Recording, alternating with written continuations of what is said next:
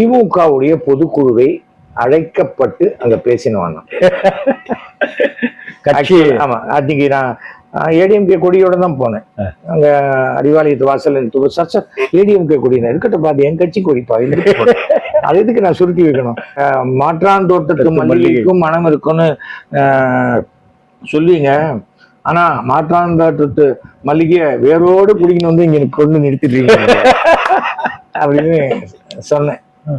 இப்படிப்பட்ட கலைஞர், என் மேல் அன்பு வைத்திருக்கக்கூடிய கலைஞர், எனக்கு இதயத்தில் இடம் கொடுத்த கலைஞர் பல்லாண்டு நோய் நொடி இல்லாம 100 ஆண்டு வாழணும்னு இறைவனை நான் வேண்டிக் கொள்கிறேன். கீழே இறங்கி வந்து கீழே உட்கார்ந்தோன்னே அப்போ சேலம் வீரபாண்டி ஆறுமுகமா அவர் இருந்தார். தம்பி, இந்த மேடையில எல்லாம் கடவுள் இருக்காருலாம் சொல்லக்கூடாதுன்னா, இல்லைங்க நான் வந்து ஏடிஎம்கே. அவர் பாக்குறாரு, என்ன சொல்றான் இவன்? ஏன்னா நம்ம ஊர்ல எல்லாம் இப்படின்னா ஒரு இடத்துல இருப்பாங்க, சண்டைன்னா அப்படியே சாணி அடிச்சுன்னு இன்னொரு இடத்துக்கு எதுக்கு அது? அப்போ விசுவாசி இல்லையான்னு கேட்பாங்க. நான் விசுவாசியே கிடையாது. நான் விசுவாசிங்கிறது யாரு தெரியுமா? 10 ரூபா கொடுத்தா இவனை குத்துவான், 100 ரூபா கொடுத்தா அவனையே குத்திடுவான். எதுக்கு அது? எனக்கு அவசியம் இல்லை. நான் நேர்மையானவன். எந்த இடத்துல இருக்கேனோ அந்த இடத்துக்கு நான் நேர்மையா இருப்பேன். இது இந்த மாதிரியான ஒரு நலவாரியம் அமைத்தால் திமுகவிற்கு இந்த முறை 3 லட்சம் ஓட்டுகள் குறைஞ்சபட்சம் எக்ஸ்ட்ராவா கிடைக்கும். தமிழ்நாட்டினுடைய வெற்றி தோல்வியே 2-2.5 லட்சம் ஓட்டுல தான் தீர்மானிக்கப்படுகிறது. அப்போ நான் 3 லட்சம் ஓட்டு தரேங்கும் போது அதே சாரி ஏடிஎம்கே பிஜேபி கூட்டணி, அப்புறம் வந்து நம்ம சீமான் தனித்து வழக்கம் போல தனியா நிக்கிறாரு, அவரு விஜய் அவரும் தனியா நிக்கிறாரு. இப்போ ஓட்டுகள் பிரியும் போது திமுக வெற்றி மிக சுலபம் இல்லாவிட்டாலும் வெற்றி என்பது நிச்சயிக்கப்பட்ட ஒன்று. ஆனால் அந்த நிச்சயிக்கப்பட்ட வெற்றியை உறுதி செய்வதற்காக இந்த பிராமணர் அந்தனர் நல வாரியம், பிராமணர் நல வாரியம்னா கூட சில பேருக்கு அடி வயிற்றுல எரியுது அப்படின்னாக்க அந்தனர் நல வாரியம்னு வச்சு அது ஏதோப்பா யாரும் அந்தனராப்பா அப்படின்னு சொல்லிட்டு போகலாம். அப்படிங்கிறதுக்கு என்னை பொறுத்த வரைக்கும் ஒருத்தனுக்கு நல்லா இருக்கணும்னா கூட இன்னொருத்த வயிற்றுல நல்லா இருக்க வேண்டிய அவசியம் இல்லை. இதுதான். அப்போ அது மாதிரி அந்த வாரியம் அமைக்கப்பட்டால் நான் தமிழ்நாடு முழுக்க ஒரு 6 மாசம் சுற்றுப்பயணம் செய்து அதுல உறுப்பினர்களை இணைத்து அவர்களை அரசுக்கு இந்த திமுகவுக்கு ஓட்டு போறதுக்கு இல்லை. தவிர வந்து கடவுள் நம்பிக்கை இருக்கு இல்லை, திராவிட கழகம் பேசுறாங்களேன்ட்டு நீங்க திமுகவை கோச்சிக்க வேண்டிய அவசியம் இல்லை. திராவிட கழகமும் தேர்தலில் நிற்காது, RSSம் தேர்தலில் நிற்காது. 2 பேரும் வாய்க்கு வந்ததை என்ன வேணா பேசலாம். அவங்க மத ரீதியா பேசுவாங்க, உனக்கு இஷ்டம் இல்லையா பாகிஸ்தானுக்கு ஓடு, ஓடு இங்க ஓடு அப்படின்பாங்க. ஆனா இந்துக்களுக்காக பேசுற இந்துக்கள்லயே எத்தனை ஜாதிகள் எல்லாத்தையும் சமமாவா நடத்துறாங்க? நடத்துறது இல்லையே. இன்னைக்கு போனாங்க எங்க ஏதோ ஒரு கோயில்ல இவங்க போகக்கூடாது. ஏன் போன? கோவில்ல சாமி ஒண்ணு தானே, யார் போனா என்ன கோவிலுக்குள்ள? அது தனியார் கோயில்னு வச்சுக்கோங்க. ஆமா, யார் போலாம் தனியார் தீர்மானிக்கும். அது என்றைக்கு பொதுவான ஒரு கோவில் ஆயிடுச்சோ யார் போனா என்ன?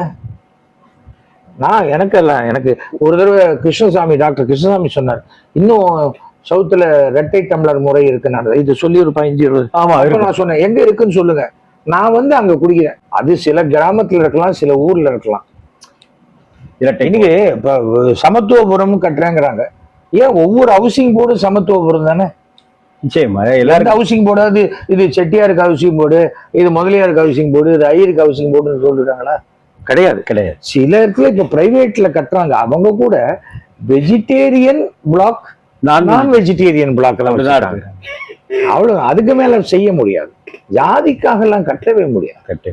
அக்ரகாரத்தை எல்லாம் விட்டு எல்லாரும் வந்து எல்லாரோடையும் கலந்துட்டு ரொம்ப வருஷம் இப்ப போய் நான் அக்ரகாரம் கட்டுறேன்னு யாரோ ஆரம்பிக்கிறாங்க. அந்த அக்ரகாரம் நீ கட்டிட்டா அக்ரகாரத்தை அடுத்தடுத்து இருக்கவங்க எல்லாம் யாரு அவங்க இல்லாத நீ அக்ரகாரத்துல இருந்துட முடியுமா?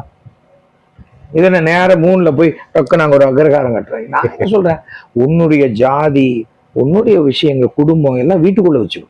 படியை விட்டு இறங்கிட்டியா, நான் இங்க மந்தவழிக்காரன், அதை ஏரியா விட்டு போயிட்டியா மயிலாப்பூருக்காரன், சென்னையை விட்டு போயிட்டியா வேற ஊருக்கு போயிட்டியா நான் தமிழ்நாடு, அவ்வளவுதான். இந்தியா விட்டு போனியா நான் இந்தியன். அந்த உணர்வு தான் இருக்கணும். அதை விட்டுட்டு நம்ம இந்த மாதிரி பேசுறது அது என்னமோ சரியான ஏற்புடையது அல்ல. தமிழகத்துல பாஜக வேரூன்றாம இருக்கிறதுக்கு அங்க இருக்கிற நபர்கள் காரணமா அந்த சித்தாந்தம் காரணம். அதாவது தமிழ்நாடை பொறுத்த வரைக்கும் இங்கே முகலாயர்கள் ஆட்சியே கிடையாது. சேர சோழ பாண்டியர்கள் ஆட்சி தான். அப்படிப்பட்ட சேர சோழ பாண்டியர்கள் ஆட்சியில முகலாயர்கள், கிறிஸ்டியன்ஸு, அப்புறம் ஹிந்துஸ் எல்லாரும் ஒத்துமையா தான் இருந்தாங்க. என்ன சவுக்கடி தான் எல்லாருக்கும் தான் விழும். நான் இப்பதான் புதுசா அண்ணாமலை ஒரு சவுக்கு கண்டுபிடிச்சாரு. எவ்வளவு அடிச்சாலும் வலிக்கவே வலிக்காது. அண்ணாமலையை பத்தி தனியா பேசலாம், அது ஒரு பெரிய காமெடி ட்ராக். அதை விட்டுருங்க. சீரியஸா பேசிட்டு இருக்கும்போது இல்ல, சீரியஸா பேசும்போது அண்ணாமலை பத்தி பேசுறது. ஸோ பாஜக சித்தாந்தம், அந்த பாஜக என்னன்னா அவங்களுக்கு தமிழ்நாட்டுல பாஜக இருக்கிறது திராவிட சித்தாந்தத்துல இருந்தவங்க எல்லாம் பாஜகக்குள்ள நான் பாஜக சித்தாந்தம்னு ஏதோ பேசுறாங்க. எதுக்கு பேசுறாங்கன்னா டெல்லியில ஏதாவது போஸ்டிங் கிடைக்குமா, நமக்கு ஏதாவது வருமானம் வருமா, இங்க ஏதாவது கட்ட பஞ்சாயத்து பண்ணிக்கலாமா, இங்க ஏதாவது பண்ணிக்கலாமா அப்படிங்கிற ஒரு விஷயம்தான். அந்த மாதிரியான விஷயங்கள் இதுல அவங்க பண்றதுனால எப்ப பாரு மதத்தையே கையில் எடுத்துக்கிறது முதன்மையா. இப்போ திமுக ஓட்டு கேட்கணும்னா நாங்கள் எல்லாருக்கும் பொதுவானவர்கள் அப்படிலாம் சொல்ல மாட்டாங்க. பாருங்க, பஸ்ல பெண்கள் இலவசமா போறாங்க, எல்லா மகளிருக்கு மாசம் 1500 ரூபாய் பணம் கொடுக்குறோம், அப்புறம் பெண்களுக்கு 1000 ரூபாய் கொடுக்குறோம், மாணவர்களுக்கு 1000 ரூபாய் கொடுக்குறோம், படிக்கிறவங்களுக்கு கொடுக்குறோம், இத்தனை பேருக்கு நீட் எக்ஸாம் எழுதுறதுக்கு உண்டான எல்லா வசதியும் பண்ணி கொடுத்துருக்கோம், இவ்வளவு பேர் பாஸ் பண்ணியிருக்காங்க, இவ்வளவு பேர் டிஎன்பிசி எக்ஸாம்ல பாஸ் பண்ணி இருக்காங்க, கார்பரேஷன் பள்ளிக்கூடத்துல இவ்வளவு நல்லா இருக்கு. ஆமா, எல்லாம் அதுதான் சொல்லுவாங்களே ஒழிய எல்லா பாதுகாப்பும் இருக்கு. சும்மா சண்டை போடுறதுக்குன்னு போகுது. அது இப்போ திருப்பரங்குன்ற மலை. ஆமா, அது ஸ்ரீ ஸ்கந்தர் மலைன்னு சொல்லலாம், சிக்கந்தர் மலைன்னு சொல்லலாம், எப்படி வேணா சொல்றாங்க.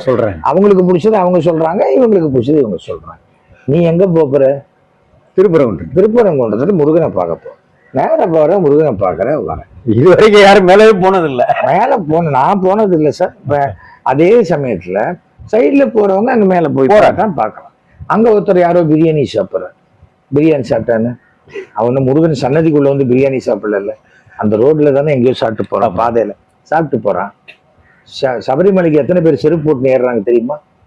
சபரிமலையில் அப்ஜெக்ட் பண்ணாங்களா? இல்லையே. நான் என்ன பண்ணுவேன், அது மாதிரி போகும்போது புதுசா இன்னைக்கு ஒரு செருப்பு வாங்கிப்பேன், அதை போட்டுட்டு போவேன். வெளியில யூஸ் பண்ண செருப்பு போடவே மாட்டேன், அது வேண்டாம். அது என் வெளியில போட்ட செருப்பை எடுத்துட்டு போவேன், அதை பையில போட்டுட்டு புதுசா வாங்கின செருப்பை மட்டும் அதை மெலிசா அந்த காலில். ஏன்னா நான் டயபெட்டிக், கடவுள் சொல்லல எனக்காக நீ வேண்டிக்கிட்டு ரத்த கடறியா நீ வாழலாம், கடவுள் சொல்லவே இல்லை. நீ மன நிம்மதியோட போய் கடவுளை கும்பிட்டாதான் நீ ஒன்னு பிரேயரே அவர்கிட்ட போய் சேரும். சரி, நீயே பதட்டமா இருந்தா என்ன கேட்கறதுன்னு தெரியாது.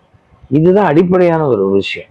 அங்க அந்த மாதிரி இருக்கும்போது நம்ம திருப்பரங்குன்றம் கோவில் இருக்கு, அந்த தெரு நேர இருக்க, அந்த தெருவில் எத்தனை இறைச்சி கடை இருக்கு, எங்க பார்த்தாலும் அந்த கடைகள் தவிர நீயே முருகருக்கு நேராது பணம்.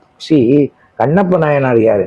அவர் தன் கண்ணையே புடுங்கி இறைவனுக்கு சிவனுக்கு கொடுத்தார். காலை தூக்கி சிவன் மேல வச்சு கண்ணை பிடிக்கினார், இல்லைன்னா அவர் பேலன்ஸ் தவறிடும். அப்போ கண்ணப்ப நாயனார் சிவன் மேல காலை வச்சது தப்பா, இல்ல தன் கண்ணையே பிடிங்கி கொடுத்தது பெரிய விஷயம்? அதுக்கு எதுதான் நம்ம அதை தான் பார்க்கணும். நந்தனாருக்காக நந்தியே நகர்ந்து சிவன் வழி விட்டு பார்க்க வச்சாருன்னா நந்தனார் பக்தி தான் பெருசு.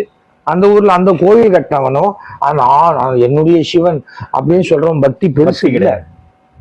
திருப்பதிக்கு போறான், 10 பைசா கூட இல்லாதவன் போய் ஆமா அவனுக்கு நல்லது நடக்கும். 10,000 ரூபாய் கட்டெல்லாம் அப்படியே போட்டு மொத்தமா போட்டா கூட அவனுக்கு நடக்காது. வர ரைடு வந்துதான் தீரும். ஏன் இதுக்காக சொல்றேன்னா, எவ்வளோ விஷயங்கள் பண்ணார் விஜய் மல்லையா. தங்க கதவு பண்ணார், படிக்கட்டு பண்ணார், எல்லாம் பண்ணார். ஆனா இன்னைக்கு இந்தியாக்குள்ள வரவே முடியல. அந்த பாஸ்போர்ட்ல அந்த இந்தியாங்கிற படிக்கட்டை தாண்டி வர முடியல. உன்னுடைய கர்மாங்கிறது வேற. நீ திருட்டுத்தனமா சம்பாதிக்கிற பணத்துல எல்லாம் சாமிக்கு பங்கு கொடுத்துட்டா சாமி சரி நானும் ஒழிஞ்சுக்கிறேன், நீ ஒழிஞ்சுக்க பாரு. ஃபர்ஸ்ட் ஆஃப் ஆல் நீ நேர்மையானவனா இருந்தா யாருக்கும் இப்ப கூட சொன்னாங்க மயிலாப்பூர் சீட்டு உங்களுக்கு கொடுப்பான். எனக்கு இருக்கு, நான் வேலூர் பத்தியே சொன்னேன். வேலூர் இருக்காரு, நல்லா இருக்காரு, எம்எல்ஏ நல்லா செய்யறாரு, நான் எதுக்கு இதுல போய் நிக்கணும்? எனக்கு எதாவது வேணா வேலை கிட்ட சொன்னா செஞ்சு கொடுக்க போறது, அவ்வளவுதானே. எனக்கு வேணும், எனக்கு அவசியம் கிடையாது.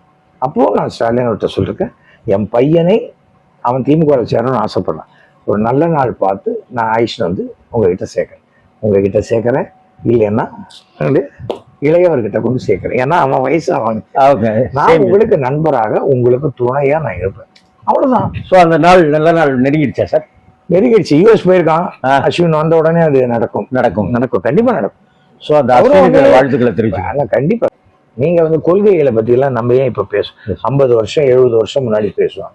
நான் அன்னைக்கு கூட சொன்னேன், எத்தனையோ நல்ல விஷயங்கள் இன்னைக்கு சமுதாயத்துல செய்தது கலைஞர் தான் அப்படின்னு. ஒருத்தர் சொன்ன, இல்ல பெரியார் தானே, பெரியார் ஆசைப்பட்டார், செய்தது முழுக்க கலைஞர், நிறைவேற்றியவர். பெரியார் அதிகாரத்தில் இல்லை, பெரியார் வந்து ஒரு பெரிய இடத்துல இருந்தார், அவர் இதெல்லாம் செஞ்சா நல்லா இருக்கும்னார். ஆனால் அனைத்தையும் நிறைவேற்றியது கலைஞர். அப்போ கலைஞர் தான் அத்தனையும் நிறைவேற்றிருக்கார் இல்லையா? நான் கையெழுத்து போட்டா நல்லா இருக்கும் நீங்க நினைக்கிறீங்க, நான் கையெழுத்து போடுறேன்னா நான் தானே அந்த இடத்துல அந்த முக்கியத்துவம், முதல் கையெழுத்து நீங்க எது போடுவீங்கன்னு தானே கேட்கறாங்க. அந்த கையெழுத்து போடுவர்கள் அவர்கள் பெருந்தன்மையின் காரணமா இதுக்கெல்லாம் காரணம் அவர் தான் அப்படின்னு அவங்க சொல்லலாம். ஆனா எல்லாருக்கும் தெரியாது. அதுக்காக எனக்கு எந்த ஜாதி மேலேயோ எந்த மதத்து மேலேயோ வெறுப்பு கிடையாது. எதுக்காக வெறுக்கணும்? அவசியமே இல்லை. அதே சமயத்துல இப்ப இந்த பெஹல்காம் நான் ஐ ஸ்டாண்ட் வித் இந்தியா. இந்திய அரசு செய்தது சரி, அதுல போய் நோண்டக்கூடாது, ஆர்மியை கொஸ்டின் பண்ணக்கூடாது, ஆர்மியெல்லாம் கொஸ்டின் பண்றதுக்கு ரைட்ஸ் கிடையாது. நான் இந்தியன், என்னுடைய இந்திய அரசு செய்தது சரி. இந்தியாவுக்குள்ள நடக்கிற விஷயத்துக்குள்ள நம்ம பேசிக்கலாம். எப்போ வெளிநாட்டுடன் ஒரு அது போரோ இதுவோ அடக்குறாங்களோ எது பண்ணினாலும் இந்திய அரசு செய்தது சரி. அதுக்காக நான் பிஜேபி ஓட்டு போடுவேன்னா நான் போட மாட்டேன்.